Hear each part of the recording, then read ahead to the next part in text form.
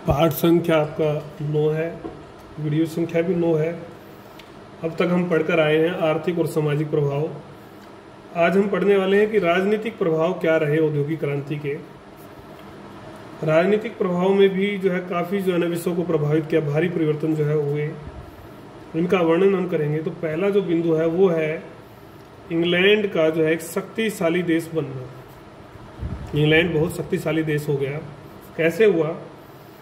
क्योंकि सबसे पहले जो आरंभ है वो क्रांति का यहाँ पर हुआ था। स्वाभाविक था कि इंग्लैंड ने हर क्षेत्र में जो है उन्नति की। विश्व का जो व्यापार था, वाणिज्य था, साम्राज्यवाद जो था, पूरा जो इसका साम्राज्यवाद का प्रसार जो है इसने किया। इस सारे से राष्ट्रीय जो आय थी इसकी, उसमें अप्रत्याशित मतलब सोचा ही नहीं गया था, अकाल्पनिक जो है वृद्धि जो है उसमें हुई। और परिणाम स्वरूप 19वीं सदी में इंग्लैंड जो है सबसे धनी संपन्न जो है राष्ट्र या देश बन गया, शक्तिशाली देश ये जो है बना धन के आधार पर। हस्तक्षेप का सिद्धांत हम पढ़ के आए थे जब हमने वाणिज्यवाद पढ़ा था। हस्तक्षेप का सिद्धांत उसी से उसमें भी आया था। वेल्थ ऑफ नेशन जो एक पुस्तक थी एडम स्मिथ की, इसके बारे में आपने पढ़ा था। ये वेरी वेरी इंपॉर्टेंट है, कई जो है आ जाता है। वेल्थ ऑफ नेशन, राष्ट्र की जो धन संपत्ति, एडम स्मिथ नामक व्यक्ति ने ये पुस्तक लिखी थी। इसमें भी ये सिद्धांत दिया गया था कि जितनी भी आर्थिक गतिविधियां हैं उनमें राज्य का जो हस्तक्षेप है वो कम से कम जो है हो नहीं करना चाहिए। दूसरे शब्दों में अगर हम कहें, पूंजीपति जो भी जो है विस्तार करना चाहते हैं उद्योगों का, तो उसकी उनको पूरी जो है छूट जो है सरकार की तरफ से होनी चाहिए, चाहे इसके लिए मजदूरों का कितना ही शोषण ना क्यों ना हो, इसकी परवाह नहीं थी। और सारे पूंजीपति जो है ना इस सिद्धांत का जो है आदर जो है धर्म की बात ही करते थे, धर्म का सिद्धांत मानते थे। सरकारों ने इसको अपनाया और मजदूरों का हालांकि इससे काफ़ी नुकसान हुआ। और उनके द्वारा जब बाद में आंदोलन किए गए तब भी सरकार ने कुछ नियम बनाए, नहीं तो हस्तक्षेप का सिद्धांत चलाकर ही आर्थिक जो ये गतिविधियाँ हैं बढ़ाई गई, औद्योगिक क्रांति उसके परिणाम स्वरूप आई। तीसरा जो बिंदु है आपका वो है राष्ट्रवाद का आवेग। कुछ बिंदु मिलते जुलते होंगे, कुछ बिंदु हमने पहले भी पढ़ चुके होंगे, तो आपने देखना है कहाँ क्या रिपीटिशन हुआ, किसका किससे क्या कनेक्शन है। राष्ट्रवाद की शुरुआत तो हमने पढ़ा था पहले ही, वाणिज्यवाद के काल में भी हो चुकी थी। राष्ट्रीय राज्यों का उदय आपको ध्यान होगा, बिंदु हमने पढ़ा था, शुरुआत तो इसकी पहले ही हो चुकी थी। परंतु औद्योगिक क्रांति ने राष्ट्रों की जो आर्थिक एकता थी और संपन्नता जो था उसको और अधिक बढ़ावा जो है दिया। वास्तव में पूंजीवादी अर्थ प्रणाली ने राष्ट्रवाद की भावना को जो है और सुदृढ़ कर दिया था। अमेरिका की जो क्रांति थी 1773 ईस्वी में, फ्रांस की जो 1789 में जो क्रांति थी, इसने ये जो है इससे भावना का जो प्रसार जो है और ज़्यादा हुआ। और 19वीं सदी तक आते आते सारा विश्व जो है इस गिरफ्त में आ गया कि राष्ट्र का विकास कैसे करना है। राष्ट्रवाद, तो इसके परिणाम स्वरूप राष्ट्रीय बाजारों का निर्माण हुआ, जिससे उद्योगपति और व्यापारियों को काफी लाभ हुआ। चौथा बिंदु जो है आपका लोकतंत्र की प्रगति। लोकतंत्र की प्रगति, चेतना का प्रसार तो पहले से ही था, ये तो हम पढ़ गए हैं वाणिज्यवाद या और पिछले लेसनों में, वैज्ञानिक क्रांति में। अब पहले तो सामंतों का प्रभाव था, अब उद्योगपति और व्यापारी जो है ज्यादा प्रतिनिधित्व की मांग करने लगे थे। 1832 के जो सुधार कानून है, नियम है जो, वो इस बात का प्रमाण है कि इनका जो प्रतिनिधित्व का जो प्रसार किया गया उसमें। इसके साथ साथ यहीं तक ये काम नहीं रुका। जो मध्यम वर्ग था, जिसमें आपके वकील, इंजीनियर, डॉक्टर, ठीक है, अध्यापक, छोटे व्यापारी भी आते थे, उनको भी जो है प्रतिनिधित्व मिला। मतलब कुल मिलाकर सत्ता में उनकी भी भागीदारी होनी शुरू हो गई थी। शीघ्र ही मजदूरों ने भी अपने संगठन बनाए, उन्होंने भी प्रतिनिधित्व की मताधिकार की मांग की, और उनकी मांग, उनके आंदोलनों के परिणाम स्वरूप जो है धीरे धीरे जो है 19वीं सदी में कई जो है संसदीय सुधार और संविधानवाद की जो मांग है उसने जोर पकड़ा, और वो हुए भी। तो ये लोकतंत्र की प्रगति में सहायक बिंदु थे सारे। तो ये सारा इस क्रांति का परिणाम था, औद्योगिक क्रांति का। मजदूर आंदोलन, हम पिछले पॉइंट से पढ़ के आए थे कि मजदूरों का जो है काफ़ी शोषण हो रहा था। तो इस अत्यधिक शोषण के कारण से जो है ना उनमें चेतना आई, जागृति आई। उस चेतना से फिर उन्होंने चार्टिस्ट, इंग्लैंड में जो आंदोलन चला उसको बोलते हैं चार्टिस्ट आंदोलन, जो मजदूरों का आंदोलन था। फ्रांस में भी जो है श्रमिक आंदोलन चला, इसका प्रसार हुआ। जर्मनी में भी इन्होंने अलग जो है दल बना लिया, अलग अलग पार्टी बना दी राजनीतिक।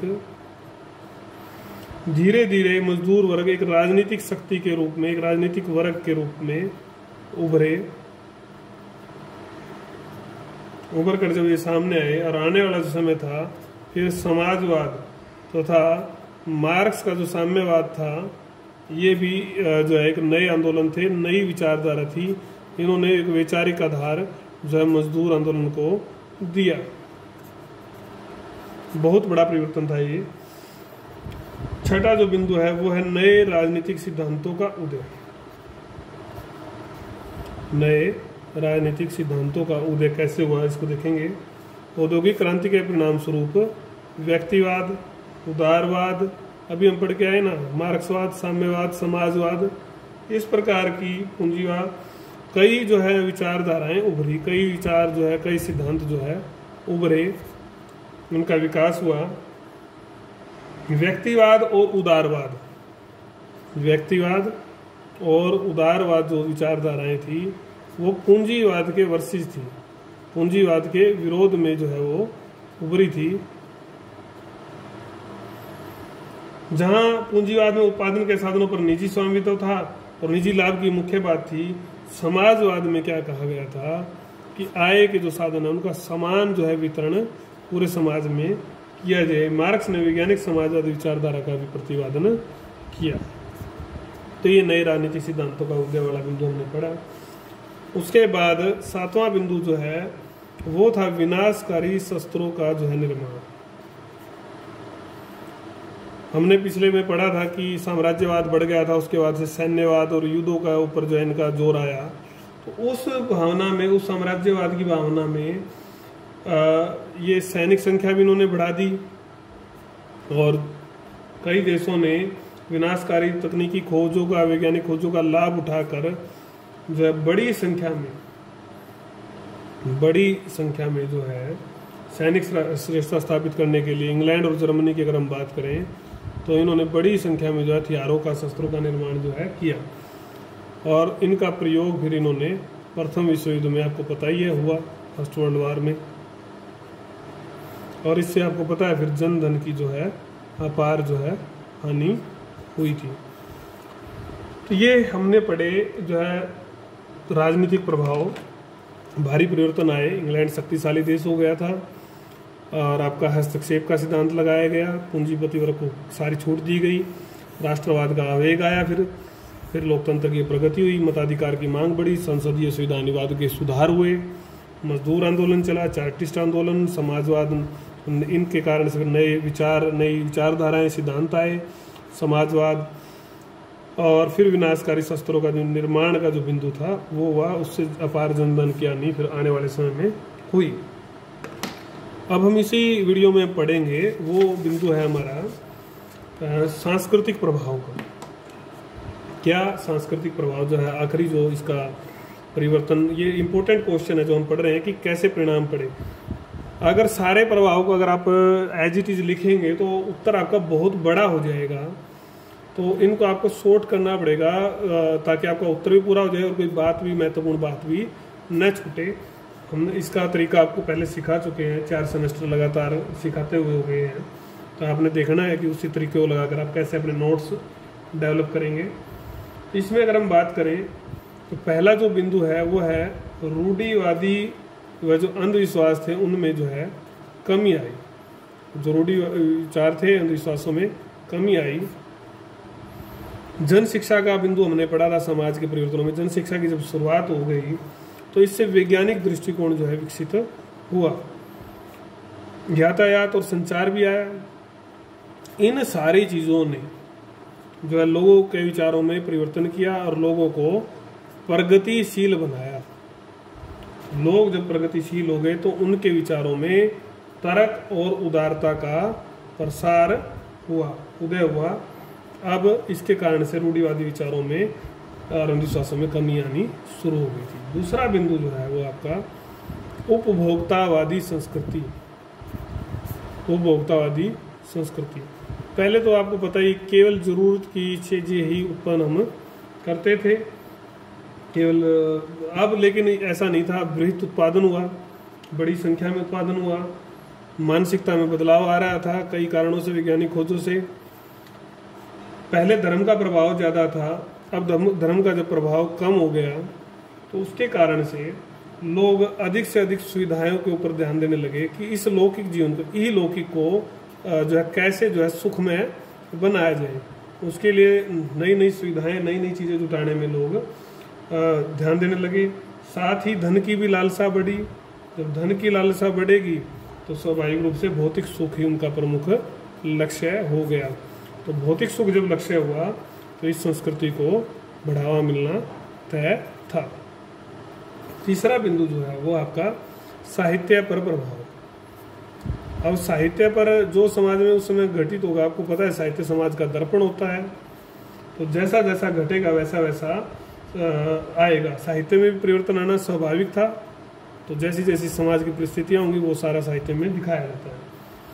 उदाहरण के लिए एक नई सभ्यता, एक नगरीय सभ्यता थी, उसमें मजदूरों की जो दुर्दशा थी वो एक बड़ा जो है साहित्य का विचार का विमर्श का विषय बना।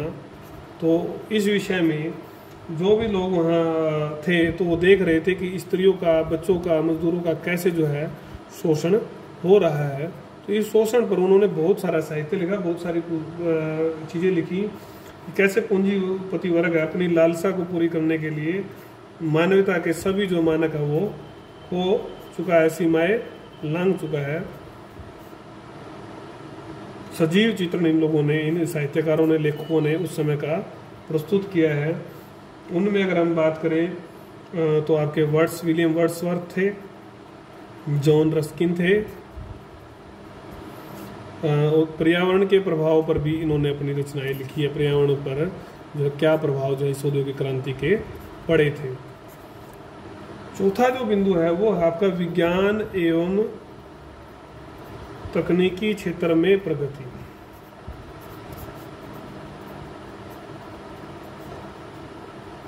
क्या प्रगति हुई इसके बारे में हम पढ़ेंगे। व्यवहारिक उपयोग किया गया।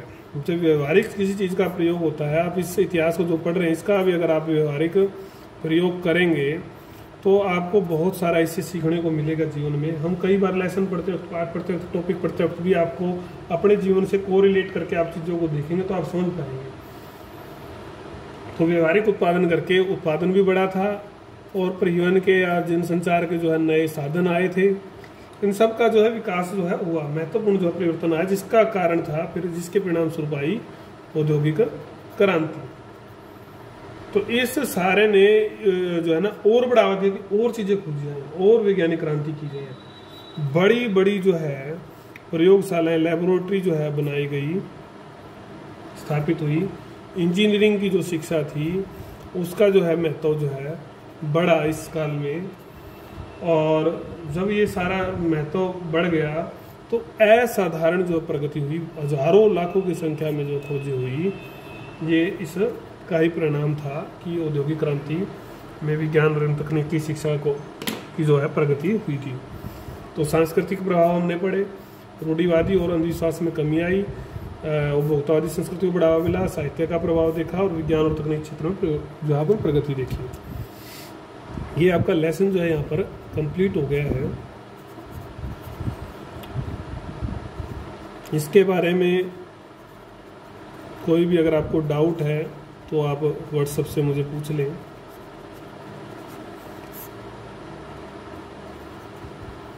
और इसमें महत्वपूर्ण जो क्वेश्चन आए आपके 3 क्वेश्चन आगे देखोगे तो आप कि क्या कारण थे कि इंग्लैंड में ही आई, पहला। दूसरा था कि कैसे कैसे इसका प्रसार हुआ, 4 आगे। तीसरा कि अन्य देशों में क्या प्रगति थी, जो मैप भी बनता है आपका। और चौथा आ गया आपका प्रभाव। प्रभाव अलग अलग करके भी पूछ सकता है और संयुक्त रूप से पूछ सकता है।